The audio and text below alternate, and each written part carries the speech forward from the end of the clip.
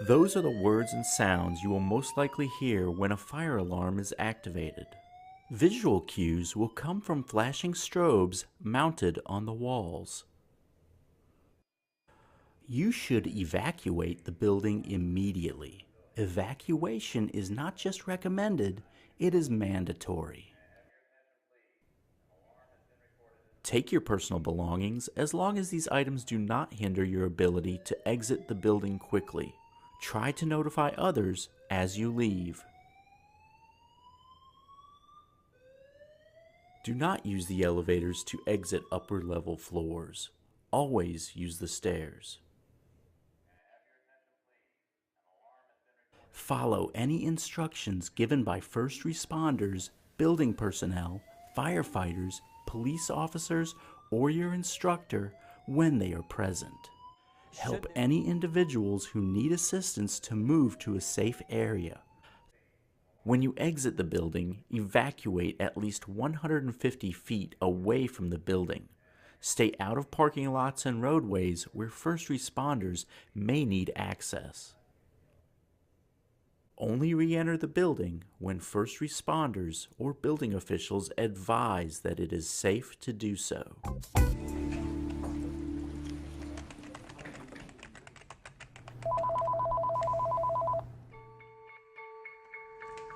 Good afternoon, this is Veronica. How may I help you?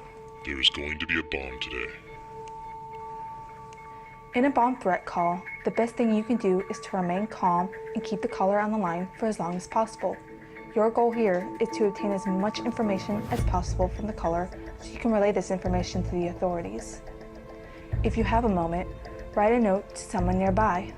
I'll get one of my co-workers' attention, and they can contact the authorities to inform them that a bomb threat call is in progress. I'm sorry, can you repeat that? There is going to be a bomb today. People are going to die. Now that I've alerted my co-workers about the threat, they can activate our bomb threat management plan and call 911 from a safe location. If your employer doesn't have a plan yet, you can go to www.dhs.gov/OBP for more information and to find this checklist.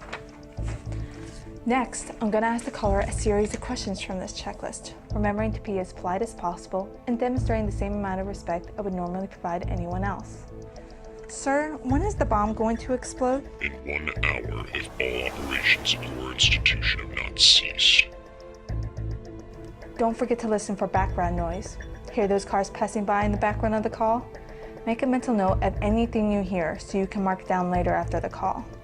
Next, I'm going to ask the caller where the bomb is located. In doing so, as with all these questions, I'm going to avoid prompting the caller with names or locations of the facilities, which will provide more clues about the identity of the caller and the validity of the threat. If he provides a specific place or building, he may be familiar with the location, and vice versa. Okay, and where is the bomb located? Inside the main lobby. Did you hear the caller clear his throat there? Make another mental note of any irregularities in the caller's voice or speech patterns so we can mark that down later as well. Okay, sir, and what does the bomb look like? It's inside of a black duffel bag. Black duffel bag. All right.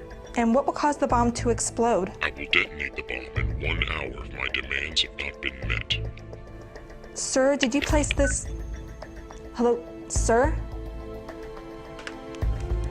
After the caller hangs up, it's important that I don't hang up my phone. Instead, I'll place it on my desk, jot down in as much detail as possible information from the call.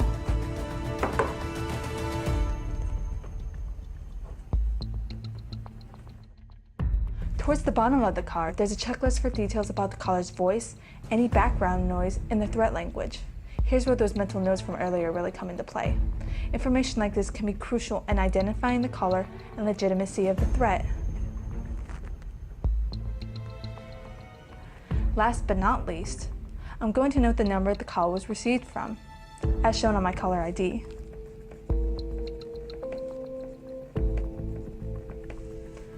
After I'm done making notes, it's time to share my information with my leadership and local authorities. I'm going to avoid touching any switches or buttons of any kind. I'm going to avoid using my cell phone unless I have no other choice, in case it might detonate the bomb. So you took the call. Tell us what you know. The caller had a deep voice.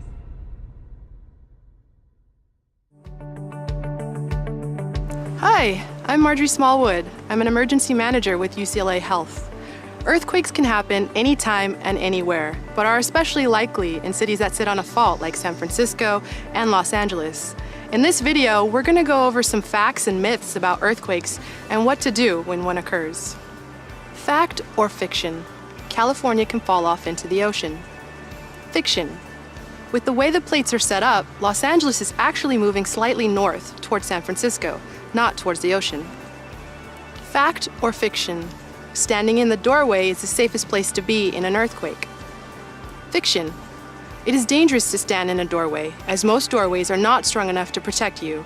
You should get underneath a sturdy desk or a table, drop to the ground, and hold on until the shaking stops. Fact or fiction? Small quakes prevent large quakes from happening. Fiction. Small quakes may temporarily relieve the stress on a fault line, but it will not keep a big one from happening. Fact or fiction? Moving to safety will provide the best protective space. Fiction. You will not be able to run to find a safe spot. Drop, cover, and hold wherever you are. If there isn't a table or desk near you, cover your face and head with your arms and crouch against a wall. Stay away from glass and anything that could fall, such as light fixtures or furniture. Do not exit a building. Most injuries occur when people attempt to move to a different location.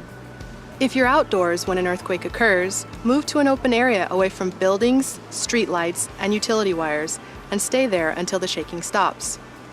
If you are in a moving vehicle when an earthquake occurs, stop and stay in the vehicle. If possible, avoid stopping under buildings, trees, overpasses, and utility wires. Proceed cautiously once the earthquake has stopped. Avoid roads, bridges, or ramps that could have been compromised by the earthquake.